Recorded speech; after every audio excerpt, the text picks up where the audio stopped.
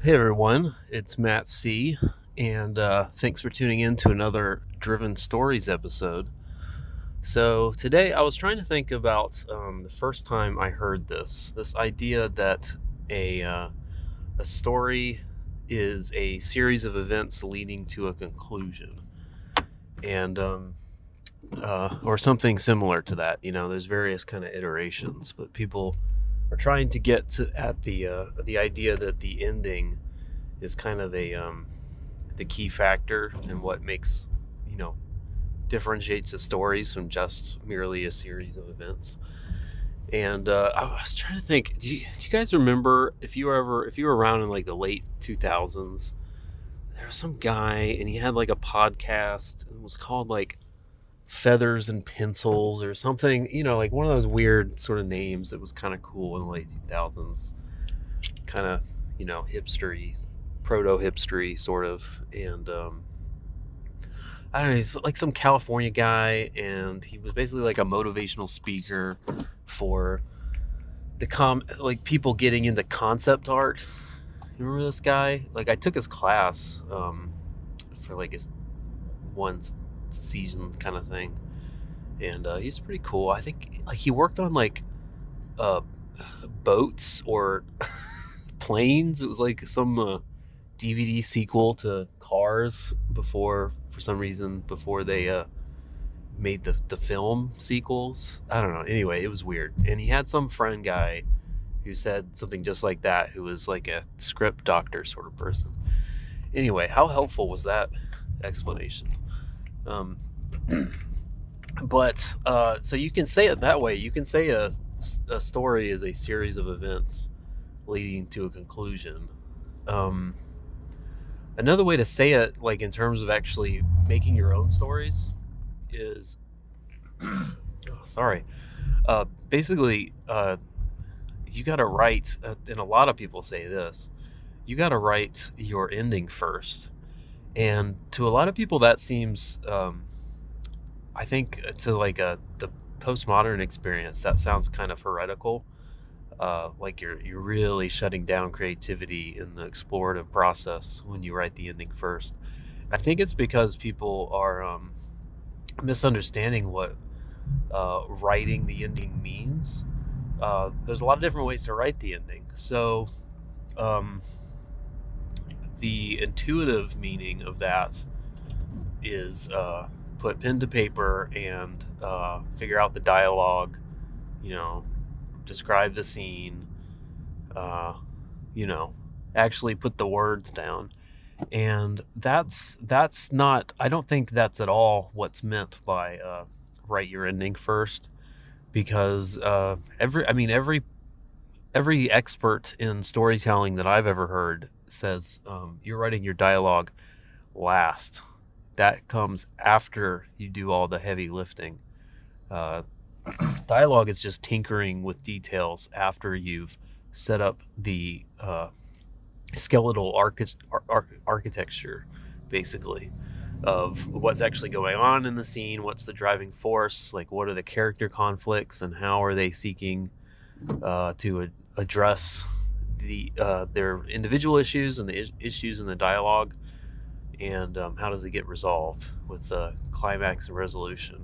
That's every scene, and those are things that you if you want to do it well, if you want to do it in a compelling way, the way everyone who's ever done a story that you really liked, the way they've done it is they've figured out that architectural scaffolding before they wrote the dialogue. And so walking it back from dialogue, I'm talking about formulating in your head and on the page, in your notes, what what you're gonna mean by your scene, right? So walking it even farther back from there, I think the critical feature, and this is what's meant by writing the ending first. I think this is how I approach it, and when I listen to script doctors and screenwriters and stuff, and comic writers talk about the ending, the ones, those who I respect the most, who've done the best stories, in my opinion, um, they're all saying what they mean by writing the ending first is they mean figure out the emotional conclusion to your story, the thing that's going to go under the radar. Um, the the dialogue, the words, even just all the superficial details like your drawing style and what the characters look like and all that kind of stuff. That's the window dressing, and you need to figure out the heart of your story, and the ending will tell you your heart. You can go and try and explore it in the dark and start at the beginning and hope you find the end. You might find that process satisfying to some extent, but chances are you're not going to finish because you don't know where you're going and you're going to get bored. Or if you do finish, there's a great chance you're not going to like where you end up, and you're gonna have to say like, oh, it was about the process. I learned a lot just by doing, which is great, and that's true, I'm sure, but not a lot of people are gonna they're not gonna get the same they're not gonna get that from you. They're not gonna just enjoy the process, chances are. And yeah Because a story is something that you tell to someone else. It's not a story if it's just in your head. That's just you daydreaming a narrative. If you want to tell a story, you don't tell it to yourself. You tell it to others, which means how they understand it needs to be important to you. And the way you're going to land that plane for them is at the end, right? That's how your favorite stories are written. The ending, of course, what's indelible. So now I got to walk myself back. The point of finishing the story at the end of the heartbeat of the story being at the end is you want to figure that out so you have a goal to write towards with every single scene. You can maintain momentum, and you can kind of test the success of each scene based on how well it's pointing towards and drawing connections towards and building the characters towards that end, which means that you're actually thematically structuring every scene in your story through that same heartbeat. So the heart is beating through every single scene because you're thinking about that end scene and how you want that to conclude, if that makes sense. The heartbeat isn't just in the end, it's in every scene.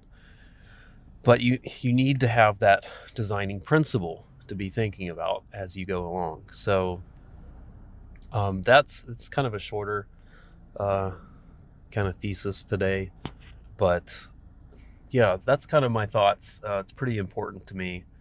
I know people flinch. I don't know why. I think creative writing classes kind of discourage it. I remember it would just seem kind of cool to pretend like stories don't have an ending or something. But I don't know a lot of people who enjoy reading stories like that. I feel like our teachers in high school or maybe college would work really hard to find something that would be the exception to every rule they could think of, even the most basic rules. And most people just read the Cliff Notes, which, when you think about it, Cliff Notes are kind of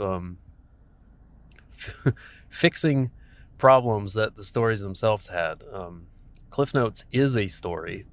It's a series of events leading to a conclusion, and it's intensely organized for maximum clarity because they know they're telling a story. They know that clarity of communication to the reader of the Cliff Note is their benchmark for success, right? They're not just doing it to impress themselves. So anyway, I just kind of thought about that on the fly. So thanks for checking out this Driven Stories. We've got 4 others in the bag right now, and I'm going to be doing these indefinitely for the foreseeable future. This is kind of like my short solo video, not having to do with pop culture or anything, just kind of like thoughts on storytelling. So that's kind of what I'm going to be doing. You can expect these a couple times a week, I think. And yeah, so I'll be talking to you later. And if my comic book KYRIE, if I ever have updates on that, I'll just kind of shove them in at the beginning or end. So we're funded with our Indiegogo campaign, and now I'm just kind of getting files taken care of for the printer. I'm using a printer that's a good friend of mine used, and I really like how his book turned out. So I'm basically copy pasting his print career right down to the InDesign print settings, just so I can minimize variables. You know how that is. There's so many variables. There's enough variables in storytelling as it is, right? Trying to figure out printer details, I'm just a little worried about that. So yeah, things are going along smoothly.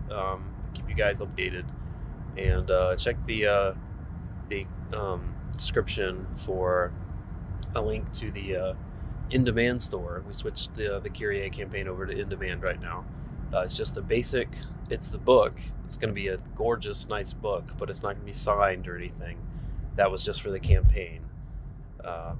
But you can still order the book between now and November when we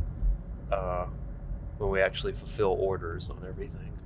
And then I'm probably, right now, today, if you ask me today, I'd say I'm shutting it down after November until we do the next campaign for book 2, which should be shortly after that. But that's kind of a bad time of the year to try and do a campaign, so I got to figure that out.